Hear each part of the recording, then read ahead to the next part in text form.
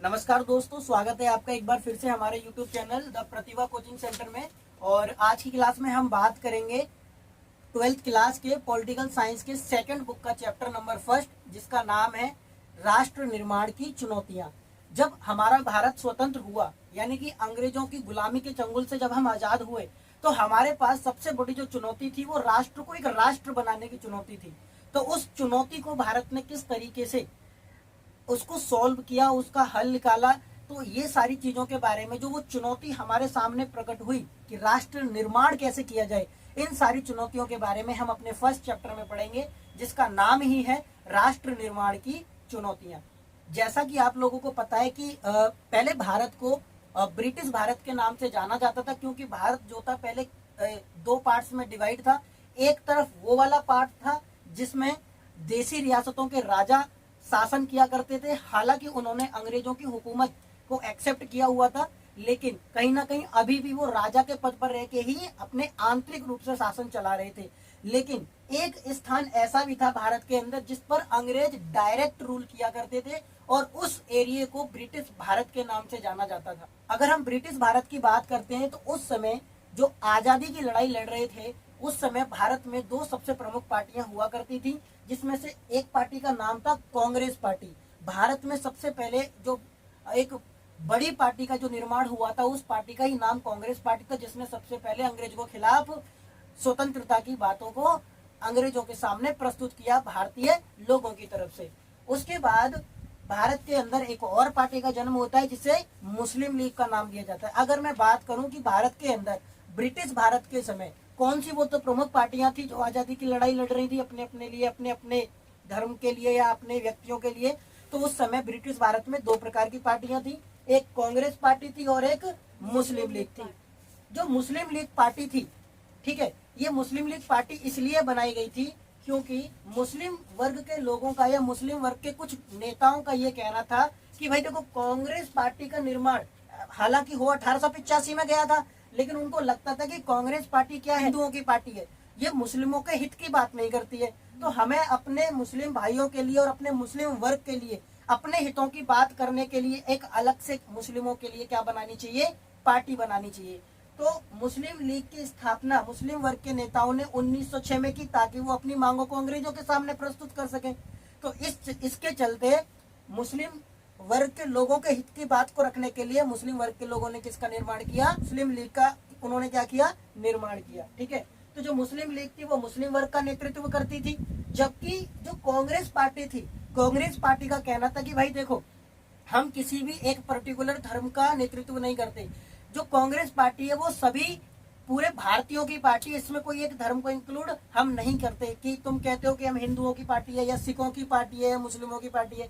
Congress party सभी की बराबर बराबर पार्टी है। तो कांग्रेस पार्टी सभी का बराबर नेतृत्व करती थी, लेकिन मुस्लिम लीग का यह मानना था कि वो हिंदुओं की पार्टी है क्योंकि उसके अंदर हिंदुओं की संख्या ज्यादा थी। बस ये उनका कहने का रीजन था। ठीक है, तो अब जब हमारा भारत है वो पार्टियों के आधार पर दो भागों में बट गया।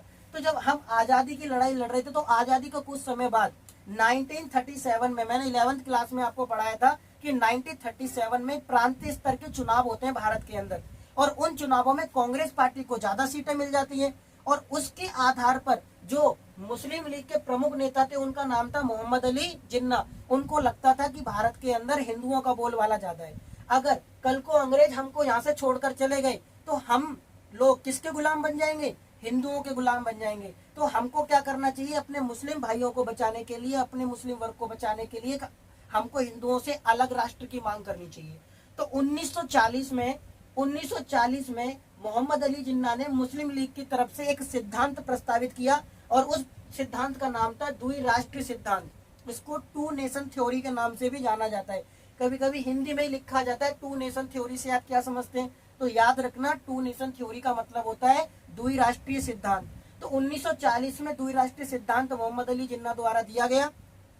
इसमें कहा गया कि जो भारत है वो दो कौमों का देश है, एक हिंदू और दूसरी मुस्लिम, और ये दो ऐसी कौमें हैं जो भारत में एक साथ मिलकर नहीं रह सकती हैं। इसीलिए इन दोनों कौमों के लिए क्या करना चाहिए, अलग अलग देश का निर्माण कर देना चाहिए। तो मुस्लिम लीग ने, यानी कि मोहम्मद अली जिन्ना ने जो द्विराष्ट्रीय सिद्धांत दिया, उस द्विराष्ट्रीय सिद्धांत को कांग्रेस पार्टी ने एक्सेप्ट करने से मना कर दिया।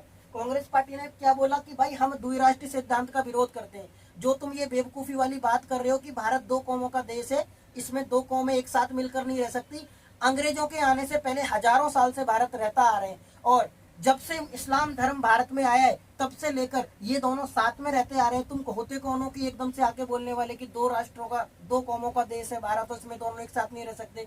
तो कांग्रेस पार्टी ने मुस्लिम लीग के द्विराष्ट्रीय सिद्धांत का क्या किया, विरोध कर दिया, उन्होंने उसको एक्सेप्ट नहीं किया। और ठीक बलूचिस्तान वाले एरिया में एक गांधीवादी नेता रहते थे जिनका नाम था खान अब्दुल गफार खान। तो जो खान अब्दुल गफार खान थे, उन्होंने भी द्विराष्ट्रीय सिद्धांत का क्या किया था, विरोध किया था कि जो ये तुम बेवकूफी वाली बात कर रहे हो वो गलत बात है। हमको एक साथ मिलकर आजादी की लड़ाई लड़नी चाहिए और हमें कभी भी पाकिस्तान जैसे देश की मांग नहीं करनी चाहिए। तो उन्होंने द्विराष्ट्रीय सिद्धांत का विरोध किया था, ठीक है। और इसीलिए इनको क्या बोला गया, एक उपाधि दी गई, इनको बोला गया सीमांत गांधी।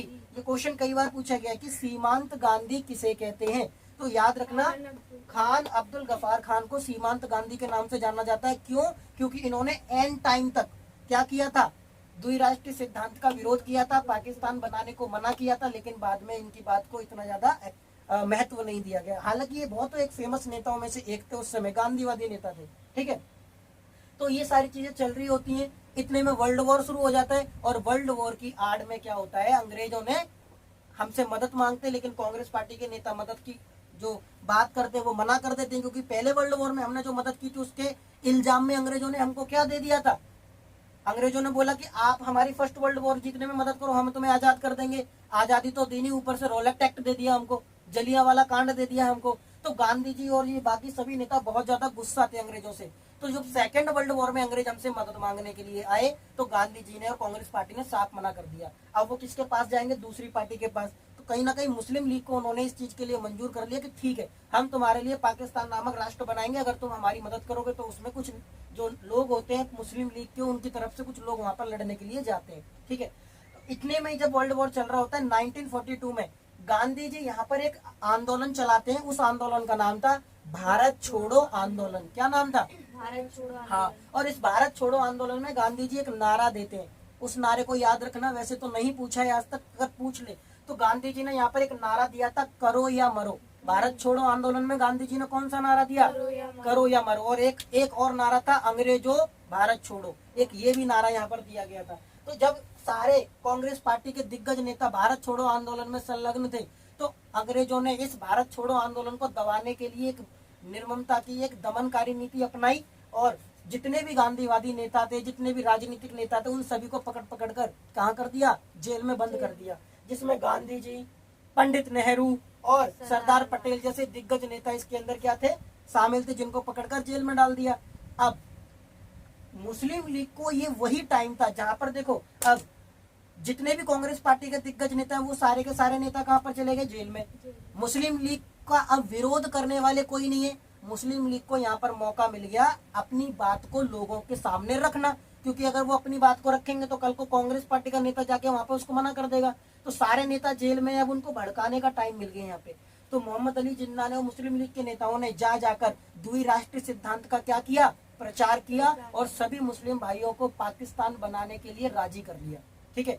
1946 में जब उनको वहां से छोड़ा गया, क्योंकि देखो वर्ल्ड वॉर खत्म हो गया, लेबर पार्टी की सरकार बनती है वहां पर, तो जितने भी जो कैदी थे उनको बाहर निकाला जाता है, संविधान बनाने का काम शुरू किया जाता है। तो इतने में 1946 आ जाता है, जब तक कैबिनेट मिशन आता है ना, 11th क्लास में पढ़ के आ चुके हैं सारी चीजों को। तो यहाँ पर क्या होता है, अब जो मोहम्मद अली जिन्ना होते हैं वो एक दिन का आह्वान करते हैं, उसको नाम होता है डायरेक्ट एक्शन डे, यानी कि प्रत्यक्ष कार्यवाही दिवस। और इसके अंदर ये बोला जाता है कि भाई अब कुछ भी हो जाए, हमको पाकिस्तान की मांग अंग्रेजों से मनवानी पड़ेगी। तो यहाँ पर वो पाकिस्तान की मांग को मनवाते हैं।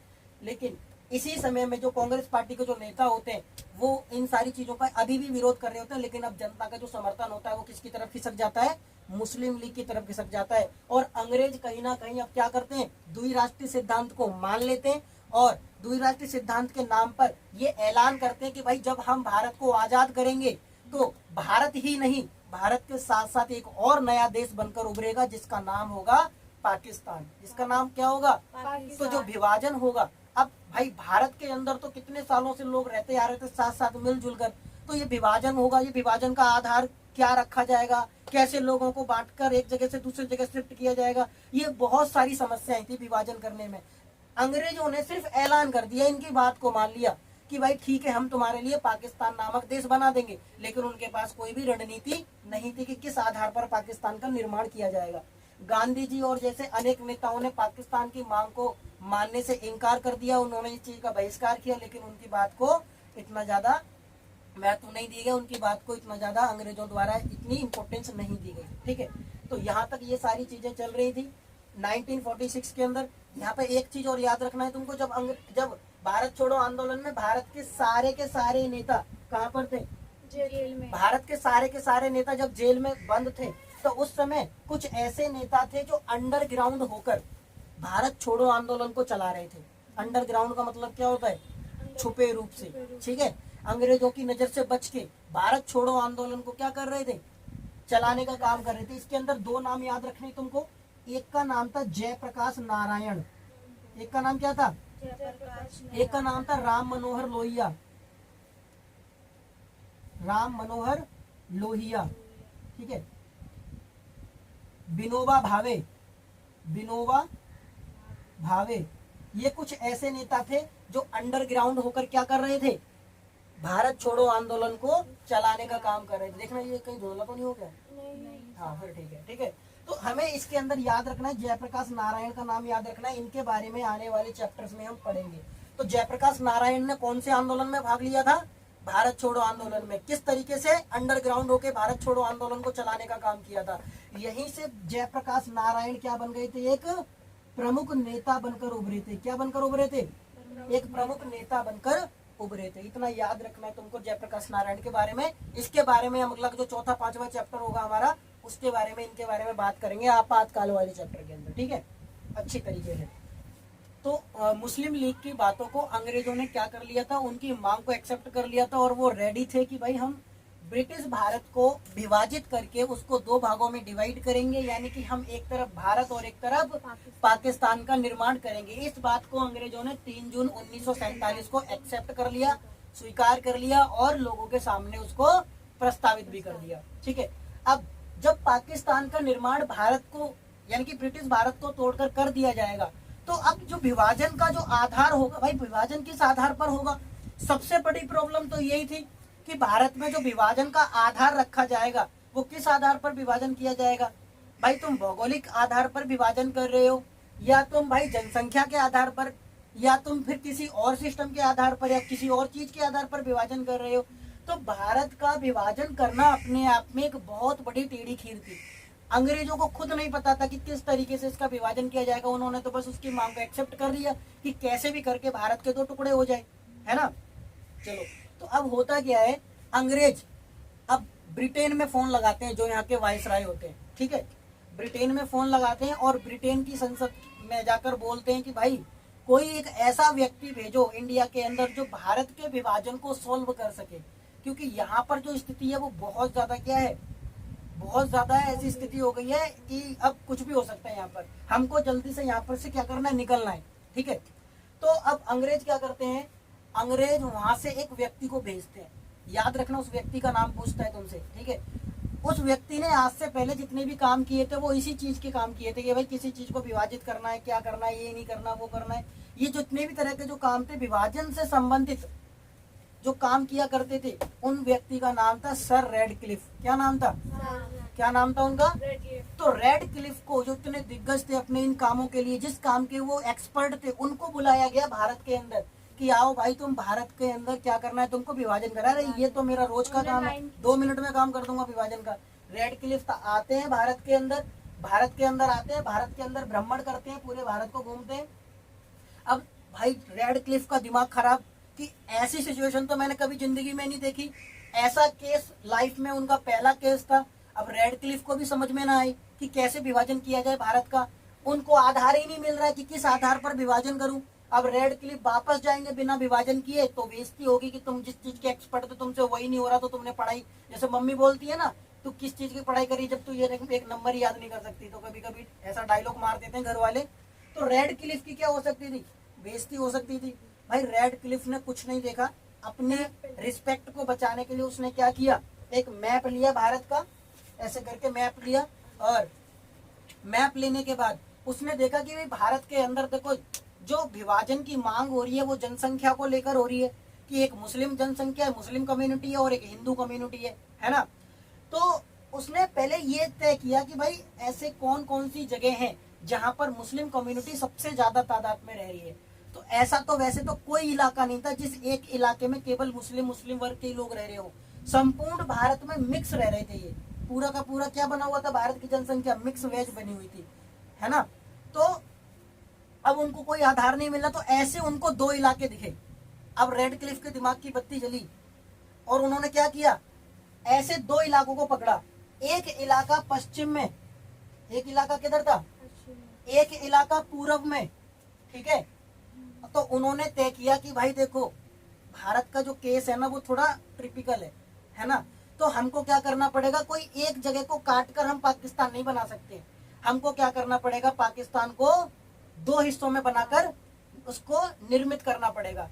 तो उन्होंने क्या किया, पाकिस्तान का जो अब डिवीजन किया, भारत का मैप लिया, एक लाइन यहां से खींची, एक लाइन यहां से खींची, और कह दिया कि भाई देखो इस वाले पाकिस्तान को बोला जाएगा पश्चिमी पाकिस्तान, इसको क्या बोला जाएगा, और इस वाले पाकिस्तान को बोला जाएगा पूर्वी पाकिस्तान, इसको क्या बोला जाएगा।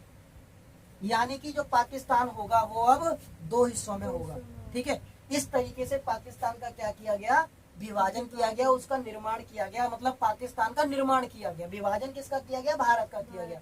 इन दो तरीके से विभाजन कर दिया गया, और इस आधार पर पाकिस्तान क्या बन गया, ब्रिटिश भारत से अलग होकर अब दो देश बने। इसका विभाजन किया गया 14 अगस्त को। कब किया गया, तो भारत से पहले कौन आजाद हो गया हमसे, और भारत कब आया आजाद हुआ, 15 अगस्त को। अब सन तो सबको पता ही है भाई, 1947 है ना।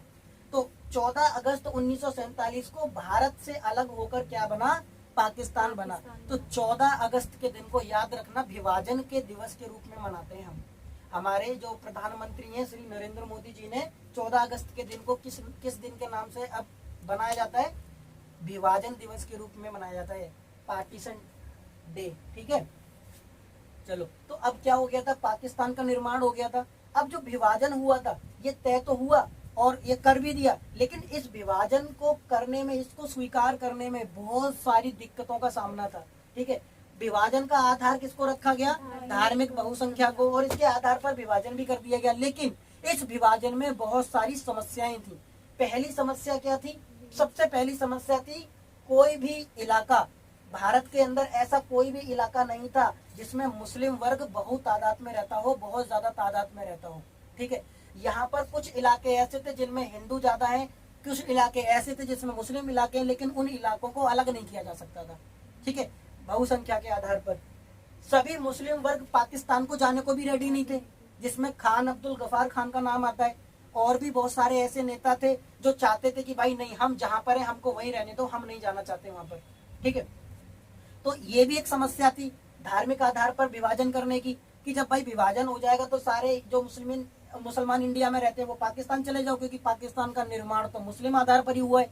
जितने भी हिंदू यहाँ रहते हैं वो यहाँ चले जाओ, लेकिन लोग जाने को ही रेडी नहीं थे, जाने को ही राजी नहीं थे। मुस्लिम बहुल इलाके केवल ऐसे दो थे, एक था पंजाब और एक था बांग्लादेश। इनको याद रखना, एक था पंजाब और एक क्या था, बंगाल।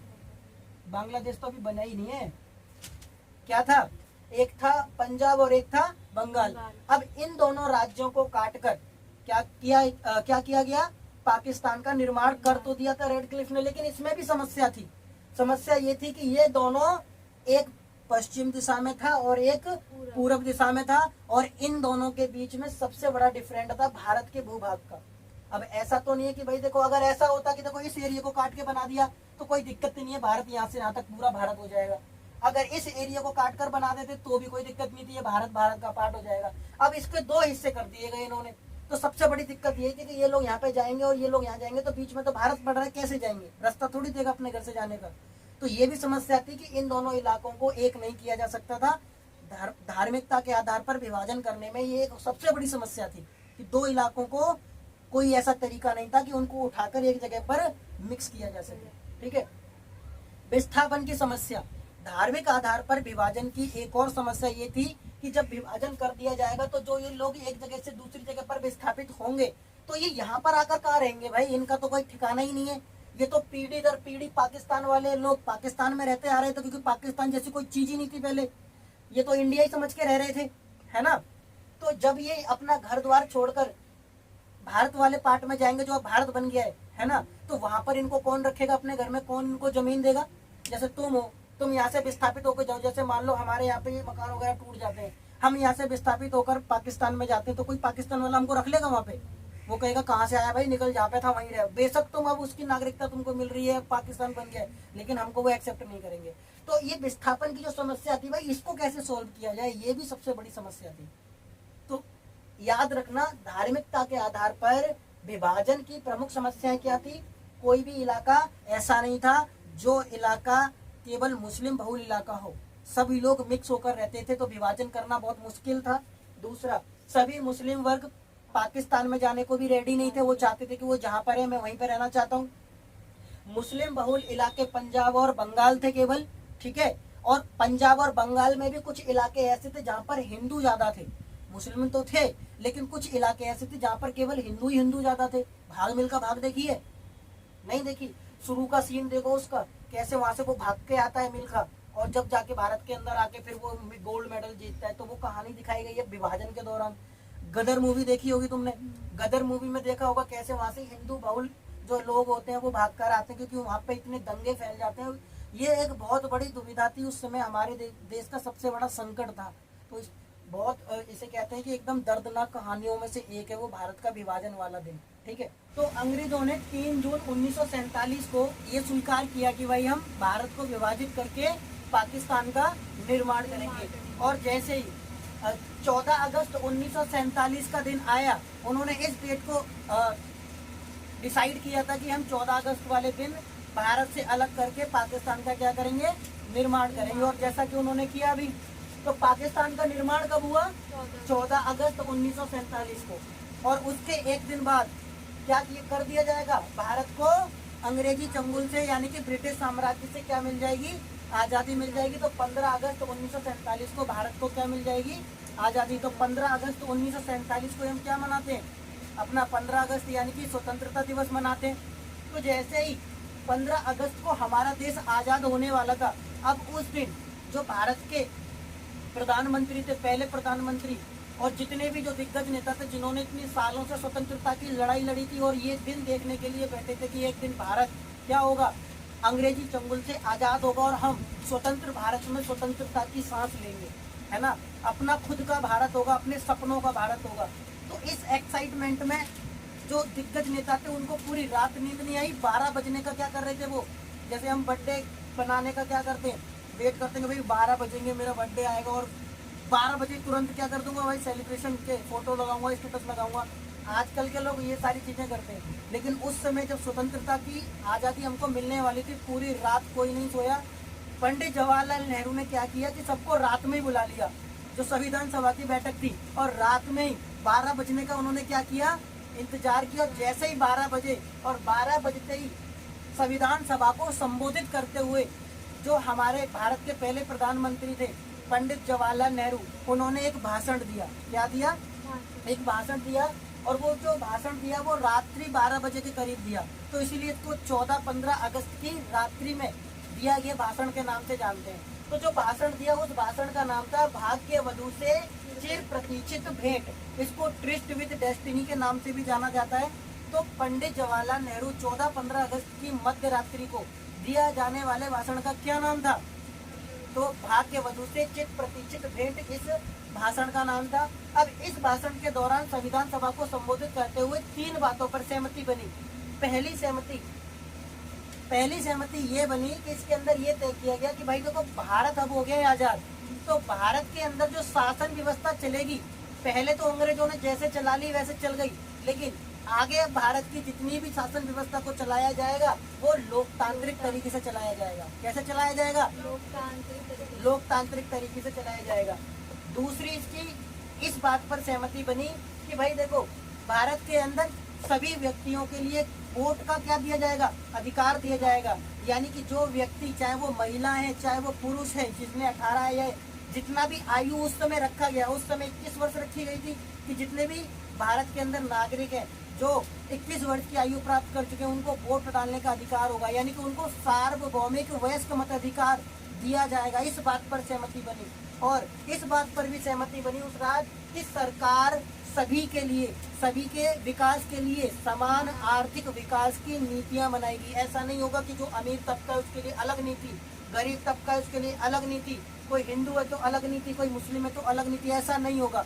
सभी के लिए क्या होगी, बराबर और समान आर्थिक नीति का निर्माण किया जाएगा। तो इन 3 बातों पर सहमति बनी। तो पंडित जवाहरलाल नेहरू द्वारा जो भाषण दिया गया था उसका नाम, उसके अंतर्गत किन किन बातों पर सहमति बनी, ये क्वेश्चन एक बार 4 मार्क्स में पूछा गया था, इसलिए मैंने तुमको यहाँ पर ये 4 मार्क्स में यहाँ पर एक्सप्लेन करने की कोशिश की है। तो इसको अच्छे से नोट डाउन कर लेना, ठीक है। अब आज की क्लास में यहीं पर इसको खत्म करते हैं, बाकी का हम कल की क्लास में कवर करेंगे, ठीक है।